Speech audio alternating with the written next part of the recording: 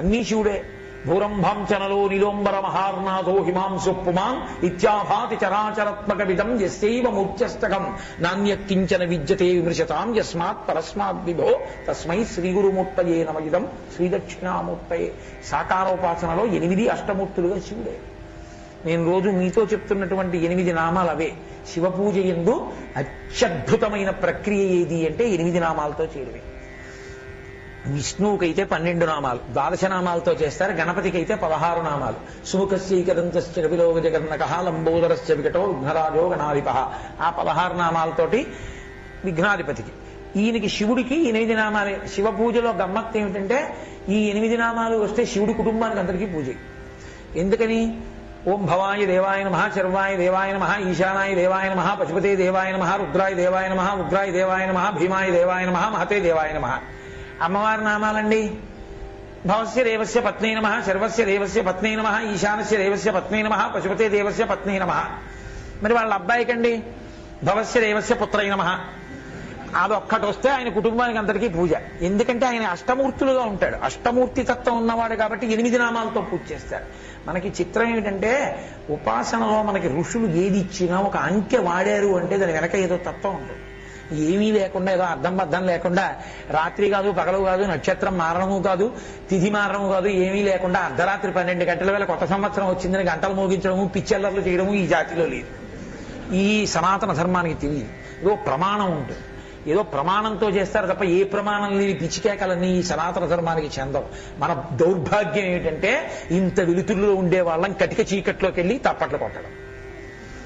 కాబట్టి ఆయన అంటున్నాడు సర్వత్రగమ చింత్యంచ, అంతటా నిండి ఉన్నవాడు. అందుకే సాకారముగా వచ్చిన ఈశ్వరుణ్ణి ప్రశ్న వేస్తే ఆయన అంటాడు ఇదేమీ నేను కాదురా, నేను నిరాకారం, అసలు ఇది నేను కాదంటుంటది. అందుకే మీరు గమ్మత్తు ఏమిటంటే వామనమూర్తి యొక్క అవతార ఘట్టం ఉంది. ఇందులో వామనమూర్తి ఆ బలిచక్రవర్తి యజ్ఞం చేస్తున్నటువంటి యజ్ఞవాటమనందు ప్రవేశిస్తాడు. ప్రవేశిస్తే పాపం ఆయన సంతోషపడిపోయి పొడుగా ఎవ్వరి వాడవెవ్వడవు సంవాస స్థలం వెయ్యది ఎడకు నీ వరుదించుటం చపలమయ్యన్ వంశమున్ జన్మమున్ కడు ధన్యాత్ముడనైతి ఈ మఖము యోగ్యం బయ్యే నా కోర్కె ఈడేరన్ సుహృతంబులయ్య శిఖులున్ కళ్యాణం ఈ కాలము. వడుగా ఉపనయనం చేసుకొస్తున్న బ్రహ్మచారి నిన్ను చూస్తే సంతోషంగా ఉందిరా, నా వంశం ధన్యమైంది. అగ్నిహోత్రం పైకి పైకి లేస్తోంది. ఎవరు నువ్వు, ఎక్కడుంటావు, ఎవరి వాడవు, ఏం చేస్తావని అడిగాడు. ఆయనన్నాడా వచ్చిన వామనమూర్తి నేను ఆదితి కశ్యప ప్రజాపతుల యొక్క కుమారుణ్ణి, నేను బ్రహ్మచారిని, నేను యజ్ఞోపవీతం వేసుకున్నాను, చతుస్సాగర పర్యంతంలో బ్రాహ్మణేభ్య శుభంభవతు, ఇవేం చెప్పలేదు ఆయన. ఆయనన్నాడు ఇది నాకు నెలవని ఏ రీతి పలుకుదు ఒకచోటనక యందుండు నేర్తు, ఎవ్వరి వాడనం చేరీతి పలుకదు నాయంత వాడనై నడువనేర్తు, ఇది నడువడి అని ఎట్లు వక్కానింతు పూని ముప్పో కలపోవనేర్తు, అది నేర్తు ఇది నేర్తు అని ఏల చెప్పంగ నేరుపులన్నీ నేను నేర్తు, ఒరులు నాకు కారు ఒరులకు నేనవుదు ఒంటివాడ చుట్టమొకటి లేడు, తొల్లి సిరియు కలదు చెప్పేద నాటెంకి సుజనులందు తరచు సొచ్చియుండు అన్నాడే. ఎంత అద్భుతమైనటువంటి పద్యం. ఆయన అన్నాడు ఇది నాకు నెలవని ఏ రీతి పలుకుదు ఒకచోటనక యందుండునేత్తు. ఇక్కడ ఉంటానని చెప్పడం ఎలా కుదురుతుందయా బలి చక్రవర్తి, ఒక చోట ఉండేవాడిని కాను, అంతటా ఉంటాను. బ్రహ్మచారి కదా, గురువు గారు ఎక్కడికి వెళ్ళమంటే అక్కడికి వెళ్ళొస్తూ ఉండాలి, పైకి ఒకటి లోపల ఒకటి. కాబట్టి ఒక చోట ఉండను. ఇది నాకు నెలవని ఏ రీతి పలుకుదు ఒక చోటనక యందుండనేత్తు, ఎవ్వరి వాడనం చేరీతి పలుకుదు నాయంత వాడనై నడువనేర్తు. ఫలానా వాళ్ళకి సంబంధించిన వాడిని చెప్పడం ఎందుకు లేదు, వాళ్ళ కొడుకుని అని చెప్తే వాళ్ళ మాట వినేవాడిని అయి ఉండాలి. ఒకటి మాట నీ వింటే కదూ, నా మాట ఇంకోటి వినాలి. కానీ వేదం చెప్పినట్టు మనం బతకాలి, కానీ ఆయనకి చెప్పడానికి ఇంకొక వేదం ఉంటే కదూ. కాబట్టి నాయంత వాడనై నడువనేర్తు, ఇది నేర్తు అది నేర్తు అని ఏల చెప్పంగా నేరుపులన్నీ నేను నేర్తు. ఇది చదువుకున్నాను అది చదువుకున్నానని చెప్పడం ఎందుకు, చదువులన్నీ నాకే తెలుసు అనుకో, నేనే చదువు అనుకో. చదువుల యొక్క పరమార్థం ఆయనే కదండి. ఇది నా నడువడి అని ఎట్లు ఒక్కానింతు పూని ముప్పోకల పోవనేస్తూ ఇలా వెడుతాను అని చెప్పడం కష్టం. సాధారణంగా 3 చేస్తుంటానులే, సృష్టి స్థితి లయ 3 చేస్తూ ఉంటాను. ఒరులు నాకు కారు, నాకెవరు లేరు, ఒరులకు నేనవుదు, అందరికీ నేను మాత్రం ఉన్నాను. ఒంటివాడ, ఉన్నదొక్కటే నేను ఒక్కడిని, చుట్టం ఒకడు లేడు, అసలు ఇంకోడు అన్నవాడు లేడు. తుల్లి సిరియు కలదు. ఒకప్పుడు లక్ష్మీదేవి ఉండేదయ్యో, ఇప్పుడు బ్రహ్మచారి కదూ, మరి లక్ష్మీదేవి ఎక్కడ ఉంటుంది? గృహస్థు కాదుగా వామనమూర్తి. తొల్లి సిరియు కలదు, మరి 3 అడుగులు ఎందుకు అడుగుతున్నావు అంటాడేమోనని. తొల్లి సిరియు కలదు చెప్పేద నాటెంకి సుజనులందు తరచు సొచ్చియుండు. నేను నా బుద్ధి ఎప్పుడు ఎవరి గురించి ఆలోచిస్తుందో తెలుసా? నన్ను నమ్ముకున్న వాళ్ళ గురించి ఆలోచిస్తూ ఉంటాను. రక్షిత జీవలోకస్య ధర్మస్య పరిరక్షిత, రక్షిత సస్య ధర్మస్య స్వజనస్య రక్షిత అంటారు వాల్మీకి మహర్షి రామాయణంలో. ఏమి శ్లోకాలు, అన్నీ వేదాంత భాష్యాలే కదండి. కాబట్టి సర్వత్ర గమచింత్యంచ, అంతటా నిండి విబిడీకృతమైనటువంటి ఆ స్వరూపాన్ని కూటస్థం అంటే, నేను నిజం చెప్తున్నాను కదా, కడుపు నిండా చెప్పట్లేదు అని నేను మీతో ముందే మనవి చేశాను. ఎందుకంటే ఎక్కడ చెప్పను, అవుతుందా ఈ 5-6 రోజుల్లో భగవద్గీత భక్తి యోగం చెప్పమంటే అని ఏదో చెప్పాను ఓ తృప్తి కోసం.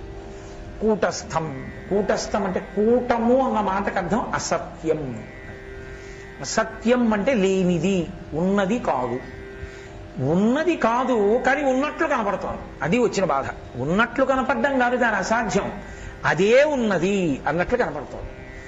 లేనిది అది, కానీ ఉన్నది అదేనండి అని కనపడుతోంది, అది వచ్చిన తమాషా. లేక ఉన్నట్లు కనపడినది, అదే ఉన్నదన్నట్టు కనపడి అసలు యథార్థముగా ఉన్నదేదో అని కనపడకుండా పోయినది. దానికి కూటస్థం అని పేరు. అంటే అసత్యమైనటువంటి మాయకు అధిష్టానమై ఉండేటటువంటి స్వరూపమై ఉన్నవాడను. నేను మీతో తేలికగా అర్థమైపోయేటట్టు చెప్పాలి అంటే, ఆభరణములు లేకుండా బంగారం ఉంటుంది, బంగారము లేకుండా ఆభరణములు లేవు. ఏదో నాకు 3 ఉంగరాలు, ఓ రుద్రాక్షలు, వేరొక ప్రయోజనానికి ఒక తాడు ఉన్నాయి, ఇవన్నీ కరిగించేశాను అనుకోండి, బంగారం ఉందా లేదా? ఆభరణములు లేవు, గొలుసు లేదు, ఉంగరములు లేవు, రుద్రాక్షమాల లేదు, కానీ బంగారం ఉంది నా దగ్గర ముద్దగా. ఇప్పుడు నేను ఈ బంగారం పట్టుకెళ్ళి మళ్ళీ ఏమయా 3 ఉంగరాలు, ఓ రుద్రాక్షమాల, ఓ తాడు చెయ్యి అన్నాను అనుకోండి, వచ్చేస్తాయి. బంగారం ఉంది కాబట్టి ఈ వస్తువులు వస్తాయి. నేను అసలు బంగారం ఇవ్వకుండా ఓ నాంతాడు, రుద్రాక్షలు, 3 ఉంగరాలు చేసి పెట్టాను. దేంతో చేయమంటాను అడుగుతాడు. దేంతో చేస్తాడు? గొలుసుగా ఉండకపోవచ్చు, ముద్దగా బంగారం ఉంటుంది. ఉంగరములుగా ఉండకపోవచ్చు, ముద్దగా బంగారం ఉంటుంది.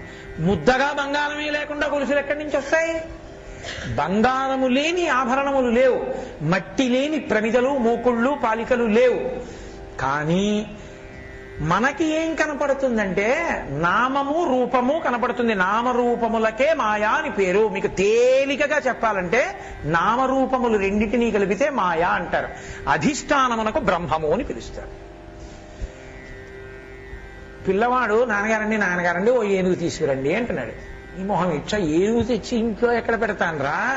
ఏనుగుని పోషించగలిగిన వాడినా నేనేమైనా?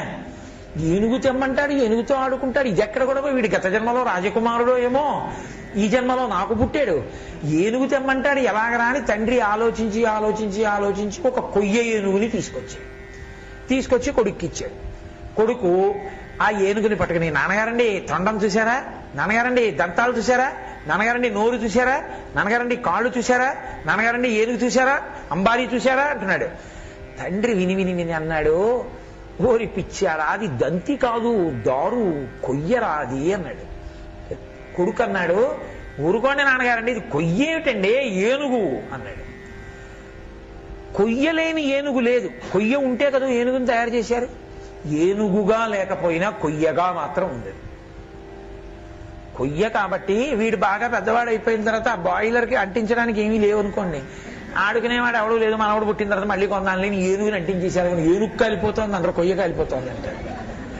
కొయ్య ఏనుగుగా పిల్లవాడికి కనపడుతోంది కాబట్టి వాడు ఏనుగునుకుని మురిసిపోతున్నాడు. నామరూపములుగా ఉంటే మాయ, అసలైన వస్తువేదో తెలుసుకుంటే బ్రహ్మం.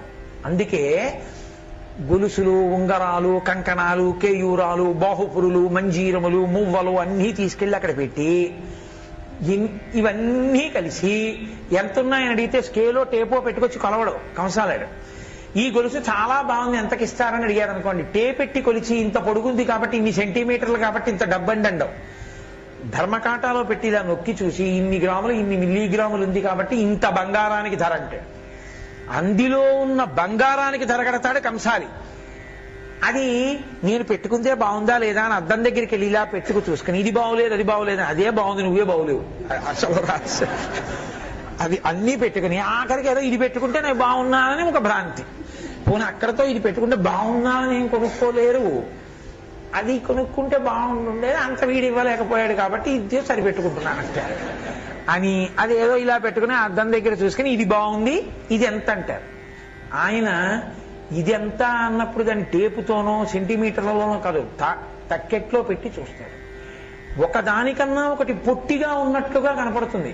పొట్టిగా ఉన్నట్లుగా కనపడింది కదా అని దానికి అంతకన్నా ఇది పొట్టిదండి అందుకని దానికి తక్కువ రేట్ వేస్తానండి అండ్ కేజీ దూదైనా కేజీ బెల్లమైనా ఒకటే బరువు కదండి. పొట్టిగా ఉన్న దానిలో ఉన్న బరువుకి లెక్క కడతాడు కంసాలి.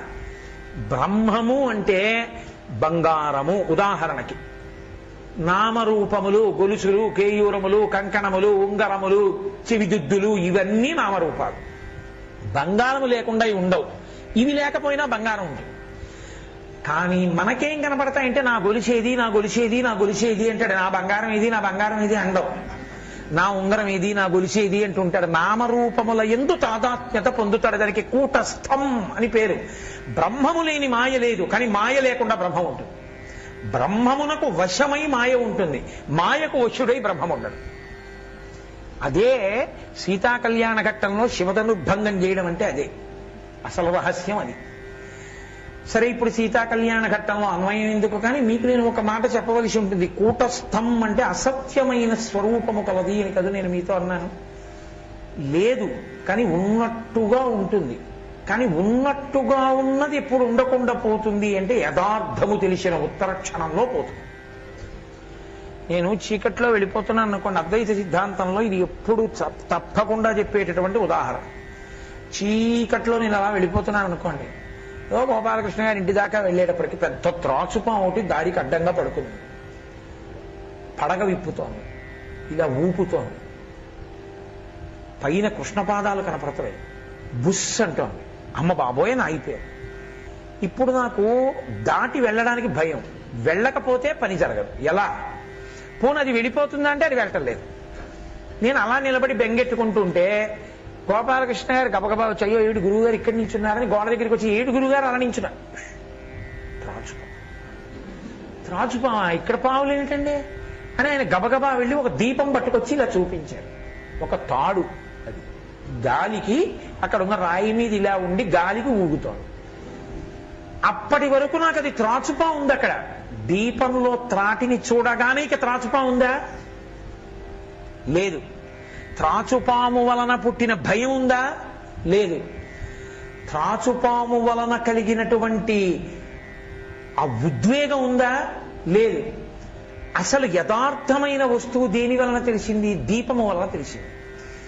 ఏది సత్యము కాదో అది సత్యములా కనపడింది, పాము ఉన్నట్టు కనపడింది. అసలు లేనిది ఉన్నట్టు కనపడింది. దీపం వస్తే లేనిది పోయి ఉన్నది ఉండిపోయింది.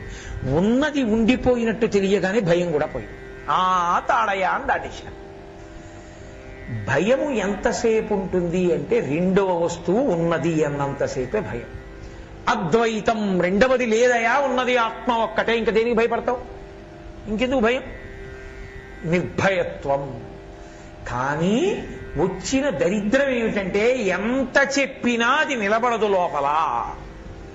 ఏదో ఉన్నట్టే ఉంటుంది, నామరూపముల దగ్గర వచ్చి మళ్ళీ నిలబడిపోతూ ఉంటుంది. దానికే మాయా అని పేరు.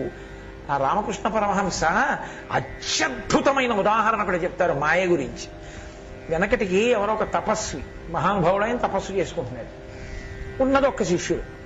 ఆ ఒక్క శిష్యుడు ఏమంటే మా చెల్లెలు పెళ్లి అవుతుందో వారం రోజులు వెళ్ళి వస్తాను. చెల్లెలు పెళ్లి అయితే పంపించకుండా ఉండరుగా, పెళ్లి రారా అన్నారు, పంపించారు. ఎవరో ఒక శిష్యుడు పర్ణశాల ముందు కూర్చోవాలిగా, లోపల ధ్యానం చేసుకుంటుంటే వచ్చి తలుపు కొట్టేసి ఏమండో ఆయన కేకలు వేయకుండా ఉండడానికి. ఆయన అన్నాడు, అలా వెళ్ళిపోతూ వెళ్ళిపోతూ ఒక మేకలు కాసే పిల్లవాడిని చూశాడు. వాడికి నోరు విప్పి 2 అక్షరాలు పలకడం కూడా రాదు. ఈ తపస్వి అన్నాడు, ఒరే నువ్వు చూడడానికి చాలా బాగున్నావు, నీకు 3 విభూతి పుండ్రములు పెట్టి చక్కగా బొట్టు పెట్టి మెళ్ళో యజ్ఞోపవీతం వేస్తాను. 3 పోగుల యజ్ఞోపవీతం బ్రహ్మచారిలా వచ్చిన ఆశ్రమంలో కూర్చో పర్ణశాలలో. నువ్వు ఏమీ మాట్లాడకు సుమా, నువ్వు మాట్లాడితే బ్రహ్మచారిగా మేకలు కాసుకునేవాడు అని తెలిసిపోతుంది. ఏమీ మాట్లాడక అలా కూర్చో. ఎవరైనా వచ్చి ఉన్నారా అని అడిగారు అనుకో, అను ధ్యానం చేసుకుంటున్నారని తెలుస్తుంది, అంతే. తప్ప నువ్వు నోరు విప్పకు సుమా. అలా వచ్చిన వాళ్ళు ఎవరో చూసేవారు, గురువు గారేరా అని, ఓ పూజ చేసుకుంటున్నారు, వెళ్ళిపోయారు, బ్రహ్మచారి అనుకుంటున్నారు ఆయన్ని. ఈ గురువు గారి స్నేహితుడు ఒక ఆయన వచ్చాడు. వచ్చి ఆయన అన్నాడు, ఏమిటో నిన్ను ఎప్పుడు చూడలేదు ఇక్కడ, మా స్నేహితుడి శిష్యుడు వేరే ఉన్నాడు, వాడు చాలా చదువుకున్నాడు, రుద్రం అవి అన్నీ వచ్చేసాయి, మా స్నేహితుడి దగ్గర చాలా నేర్చుకున్నాడు, నువ్వెప్పుడు జాయిన్ అయ్యావు అన్నాడు. మా స్నేహితుడు ఏడం లేదు, నువ్వు ఎప్పుడు జాయిన్ అయ్యావు అన్నాడు. వీడు కంగారు పడ్డాడు, ఈ ప్రశ్న అడుగుతాడని చెప్పలేదు గురువు గారు. వాడేం మాట్లాడలేదు. ఇవరా ఎప్పుడు చేరావురా అంటే మాట్లాడమేరా, పోనీ ఎంతవరకు వచ్చింది, స్మార్థం ఏమైనా వచ్చిందా, పుణ్యాహమాచనం ఏమైనా వచ్చిందా, నేర్చుకున్నావా, అలా చూస్తున్నా. పోనీ రుద్రం వచ్చా, ఏమీ మాట్లాడలేదు. ఇరా ఏం అడిగినా మాట్లాడవు నువ్వు, కానీ మేకలు కాసుకునే వెళ్ళి అలా కూర్చున్నాయా అన్నాడు. అనగానే వాడు పడిపోయాడు. అంటే వాడెవరో తెలియనంతసేపు ఉండేవాడు, వాడు తెలియగానే పారిపోయేది.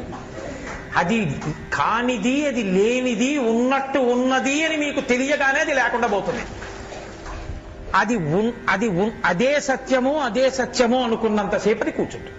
అదే మాయా. కూటస్థం అచలం. ఆ పరబ్రహ్మం ఎటువంటిది అంటే అది కదలిక లేనిది. కదలిక లేనిది అన్న మాటకు అర్థం ఏంటంటే కదలడానికి చోటు లేనిది. నేనెందుకు కదులుతున్నాను అంటే నేను కదలడానికి చోటు ఉంది, బ్రహ్మము కదలడానికి చోటు లేదు. ఎందుకంటే బ్రహ్మమే పరివ్యాప్తమై ఉంది, అంతటా నిండిపోయింది. అంతటా నిండిపోయిన బ్రహ్మం ఇంకెక్కడికి కదులుతుంది? కాబట్టి ఇక కదలడానికి దానికి చోటు లేదు. కాబట్టి కూటస్థం అచలం ధ్రువం సత్యమదే, అది మాత్రమే ఉన్నది. అటువంటి నిరాకార పరబ్రహ్మ, అక్షర పరబ్రహ్మ, అవ్యక్త పరబ్రహ్మ, కంటికి కనపడని వాడు, అంతటా ఉన్నవాణ్ణి ఎవరు ఉపాసన చేస్తున్నాడో వాడు సంనియమేంద్రియ గ్రామం సర్వత్ర సమబుద్ధయ తే ప్రాప్నువంతి మామేవ సర్వభూత హితేరతా. ఆయన అంటున్నాడు గీతాచార్యుడు, అదిగో అలా అవ్యక్తమైనటువంటి ఆ పరబ్రహ్మమును ఉపాసన చేసేటటువంటి వాడెవడున్నాడో వాడు సంనియమేంద్రియ గ్రామం. గ్రామం అంటే సమూహము అని, మంత్రగ్రామం అంటారు వాల్మీకి మహర్షి. ఇంద్రియముల సమూహములను సమ్యక్ బాగుగా అరికట్టిన వాడై. అంటే కేవలము ఇంద్రియములను అరికట్టడం కాదు, చూస్తే పాడైపోతానండి అని చూడకుండా ఉండడం, వింటే పాడైపోతానండి అని వినకుండా ఉండడం. అలా అయితే ఇంద్రియములను మాత్రమే అరికడుతున్నాడు అని గుర్తు. ఎందుకంటే లోకంలో దేన్నైనా గెలవచ్చు, ఇంద్రియాన్ని గెలవలేరు, చాలా కష్టం. ఇంద్రియాణి బలిష్టాని నియుక్తాని మానద అపక్వస్య ప్రకుర్వంతి వికారాం స్థాననీకషః అంటాడు మహానుభావుడు వేదవ్యాసుడు దేవీ భాగవతంలో. బలవంతంగా ఇంద్రియాల్ని నిగ్రహించారనుకోండి మీరు, అది పావుని కాలు కింద పెట్టడం లాంటిది. త్రాచుపాము అలా వచ్చేసింది, వీడు గభాల కంగారు పడి గెంతాడు, గెంతడంలో త్రాచుపాము యొక్క పడగ మీద కాలు పడింది. ఇప్పుడు పడగ ఎత్తలేకపోతోంది, త్రాచుపాము కాలుంది, కాలు ఎత్తాడో కరిచేస్తుంది. కాలు ఎత్తనంతసేపు అది కరవలేదు, కానీ కాలున్నంతసేపు ఇది కరవలేదని వాడు కాలు పెట్టి ఎంతసేపు ఉంటాడు? ముందు వీడి భయం, బాబాయ్ కాలు కింద పాముంది, కాలు కింద పాముందని దాని తోక కదిపి ఇలా పట్టుకుంటుంటే ఇది ఎక్కడ కరిచేస్తుందో అని కాలు ఎత్తేస్తాడు, కాలు ఎత్తడబెట్టి అది కరిచేస్తుంది. కాలు కింద పావుని పెట్టుకోవడం ఎలాంటిదో ఇంద్రియాలని బలవంతంగా తొక్కి పెట్టడం అలాంటిది.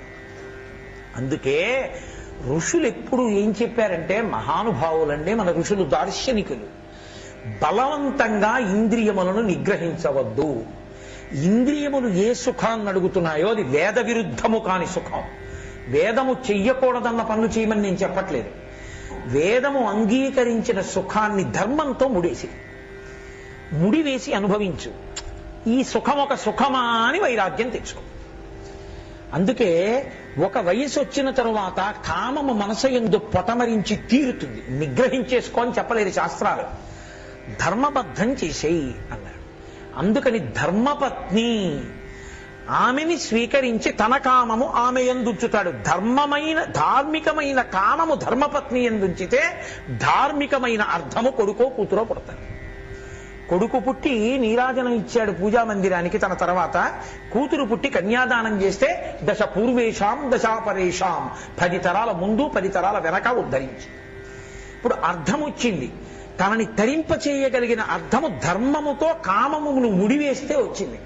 తప్ప కామమును నిగ్రహించే ప్రయత్నం చేశారనుకోండి, ఇంద్రియాల్ని బలవంతంగా నిగ్రహిస్తే, శుకుడితో వ్యాసుడు చెప్తాడు ఈ విషయాలు దేవి భాగవతంలో, తొక్కి పెడితే కరుస్తాయి. రామాయణంలో మండోదరి అదే చెప్తుంది. నీవు తపస్సు చేశానన్నావు రావణ, నీవు తపస్సు చేసినప్పుడు నీ ఇంద్రియములను నువ్వు గెలవలేదు. త్రాచుపావుని కాలు కింద తొక్కి పెట్టినట్టు కొంతకాలం ఇంద్రియాల్ని తొక్కి పెట్టావు. అవి అదును కోసం చూసాయి. నువ్వు తొక్కి పెట్టావు కాబట్టి నిన్ను కాటు వేస్తాను చూడు అన్నాయి. నువ్వు తపస్సులోంచి లేచావు, నిన్ను కాటు వేశాయి. లేకపోతే నాలో లేని ఏ అందం నీకు సీతమ్మలో కనబడి ఎత్తుకొచ్చావు రా అడిగిందాడు. చచ్చిపోయాక అడిగింది. నీ చావు నువ్వు తెచ్చుకున్నదే తప్ప సీతమ్మ వలన, రాముడి వలన నువ్వు చావలేదు. దరిద్రుడా, నీవు చచ్చిపోతే నీకు శ్రాద్ధం పెట్టడానికి, నీ శరీరం కాల్చడానికి విభీషణుడు ఉన్నాడు. అంత గొప్ప కొడుకు ఇంద్రజిత్తుని కన్నాను. నేను చచ్చిపోతే కాల్చడానికి కొడుకు లేకుండా చేసి చచ్చిన పాపి అది రావణుడు. ఎందువల్ల అంటే అదుపు తప్పినటువంటి ఇంద్రియములు కాట్లు వేస్తాయి. అందుకని ధర్మబద్ధం చెయ్యి అంది శాస్త్రం. ధర్మబద్ధం చేసి అనుభవించి, ఏమి సుఖం ఈ సుఖం అని వైరాగ్యమును పొందితే శాశ్వతత్వాన్ని పొందుతుంది.